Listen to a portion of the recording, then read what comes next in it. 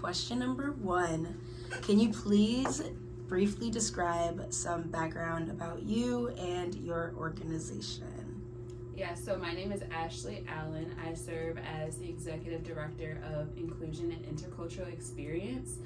Just a little bit of background of how I started my journey here at Augustana College. I'm actually from the area. I did not attend Augustana, but one thing for me when I moved back here, my background is in journalism and African American studies, and so I was in my master's program at that time, but I also knew that I had a passion for young adults and students, so I did developed some conferences in the area. But when I first came to Augustana, I was an admissions counselor where I recruited in the Chicagoland area, and I worked with a lot of diverse backgrounds. And so being kind of like on that front end, so like in the recruitment process, I felt like I was bringing in students and connecting with families of diverse backgrounds when they came to Augustana, but I do felt like there was something more that I wanted to do as not only just a person, but also as someone that worked for Augustana, because I often felt like there was a lot of things that could have been solved, but I didn't have the opportunity to do so. And so whenever there was an opportunity for me to mentor a group, so I mentored Sisterhood of Unique Ladies, so their mission is focused on women of color, or if I had an idea and wanted to help with programming similar to like the PACE Multicultural Mentorship Program, I would volunteer my time. And so when there was actually an opening in this office, I applied for it, and so I served as the assistant director. During the pandemic, kind of the director position became available, so I moved into that role and later got that position, and now in the last couple months became the executive director. So that has been my journey here at Augustana College, and I think it really is embedded in my purpose as a person, but being able to support all students as they navigate Augustana College. Can you please describe a specific leadership challenge you faced and how you addressed this problem or challenge? I think one that I want to focus on is when this office went through a name change. So this office, once upon a time, was Office of Multicultural Student Life. And we went through a name change, I want to say 6 years ago, where we thought it'd be best to call the office, well, the VP at that time, Office of Student Inclusion and Diversity. And so for me, I would say, it was a challenge because, again, students at that time and the campus community knew this office as Office of Multicultural Student Life, and so we really had to rebrand. But then those that had been used to that name also saying that our mission isn't changing, but it also allowed us to expand who we are, and especially the commitment that Augustana has to DEI, but then also to our student population. Our student population has diversified a lot in the last 10 years, and we really wanted this office to reflect our student population. So being able to expand that vision. And so being able to serve all students, like we have a commitment in this office to making sure that all students have a sense of belonging here at Augustana, no matter how they show up on our campus, whether that be race, ethnicity, how they identify. We want to make sure that we are meeting students where they are at.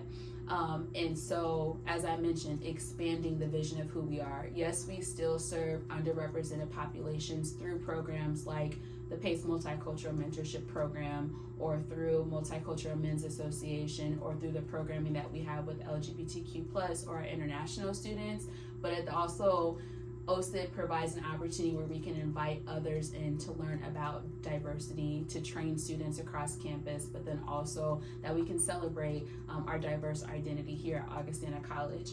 And so for me, again, the focus was making sure that our mission isn't changing, but we're expanding. I think a part of that process too, I saw was a perfect opportunity to invite students that may have not necessarily seen themselves in the multicultural office, but saying that this is a safe space for all students. It was also a space where we can educate students so that they can be diverse leaders and have difficult conversations or connect with someone that they may didn't see themselves growing up with in high school or in their hometown. So that kind of creates that opportunity for students as well.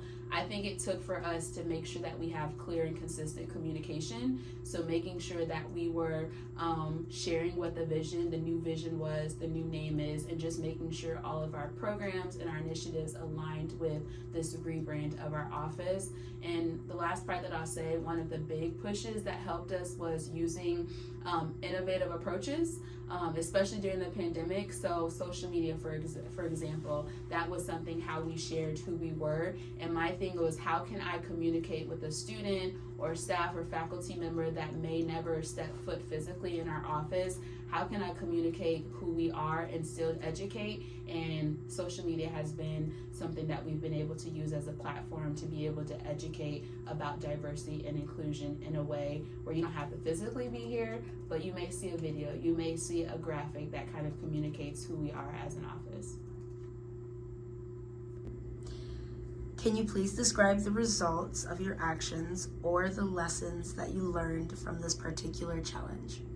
I think some of the lessons that I learned or the results that came because of this situation is that we became a more welcoming office, and we're able to serve not only the students underneath that old name, but being able to broaden our reach, both physically in the office, but then also on something like social media as well. I think another lesson that I learned too was just being able to be adaptable and understanding, like, at the heart of everything that you do, if you have your mission, if you have your purpose, you can always go back to that, and that's something that won't change. But it's the method, it's how you get to where you want to go as far as an organization. So making sure that things will change, but the mission will never will always stay the same. It's just always about finding new ways to get to where you want to go. Another thing that I kind of learned from them is that it takes a team. I only bring one perspective to kind of like the drawing board, and I think being able to connect with different students to see like what type of things should we do to engage different audiences. And I also know I'm a little bit older than the students too, so understanding how they receive information and how we can make it more diversity, equity, inclusion is kind of a tough subject. And so we came up with dances or things that they were able to receive that they can kind of digest a little bit easier. So understanding it's not just one person, but it takes a team to be able to come up with new ways to achieve your mission as well. And the last thing I would say that I learned is that for me, a big part of my job, I use storytelling and data and understanding that it's words are one thing, but if I can share this story in a way that involves media, in a way that involves and shares the story of how students have kind of just transformed during their journey at Augustana, that's more powerful than just kind of just saying this is how it's changed, but I'm actually showing audiences through data and through stories of our students. How do you lead DEI efforts in an evolving political and social climate? I would say how I lead specifically like in higher education and as someone that deals with students a lot. So I would say centering students. So what I mean by that is really keeping students at the heart of our diversity, equity, inclusion initiatives and making sure that it ensures that our efforts are reflecting the lived experience of our students. And so that's making sure that regardless of what is going on, if Augustana, or not if, but Augustana has this commitment to diversity. And so one thing for me is ensuring that resources are equitable and that it is still resources and programs that are going to serve our student population. So mainly centering our student population, and because I'm centering, that means that I'm hitting every single aspect of the students that attend Augustana College. I would also say a big part of this is collaboration. one thing that I love being a part of this organization, Augustana, is that they're not saying or not using diversity as a buzzword. I feel like a lot of companies, especially during 2020, when there was a lot of things going on in our world, that it was just like, hey, our organization has a commitment to diversity, but we're seeing like a lot of people that had that commitment, they're kind of wavering in that right now or kind of scared of that. So for me, being a part of Augustana, why I've been here so long is because they only not say diversity is what we care about, that you see it not just in the diversity office, but you see it across our entire organization. And so for me, because we have that commitment, I see this as an opportunity to collaborate with Office of Student Life, to collaborate with that mission, to collaborate with different departments across our campus. And I think that still is something that is key. So I mean that I'm consistently working with students, student leaders, and faculty and staff to be able to push our DEI efforts forward. And yeah, I think I wanted to focus on those two, so I think that's it. What future initiatives do you envision to maintain inclusivity at Augustana? I would say one of the things that we're doing is just making sure that we're providing tools and resources to students, faculty, and staff. And so a couple examples that I can give you when we're thinking about, let's say LGBTQ+, we are making sure, like our coordinator that we have here, is that we're offering LGBTQ basic training to faculty and staff to equip them to navigate some conversations, or even just to make sure that they're equipped to be able to connect with different types of students that come into their classroom. But then also we're offering something called Safe Zone training, and that is for faculty, staff, but then also students as well. One of the initiatives that I'm working on, so Augustana, we have this new initiative called Augie Mentorship Program. It's called AMP. It's new, so I'm like still trying to get my acronyms together.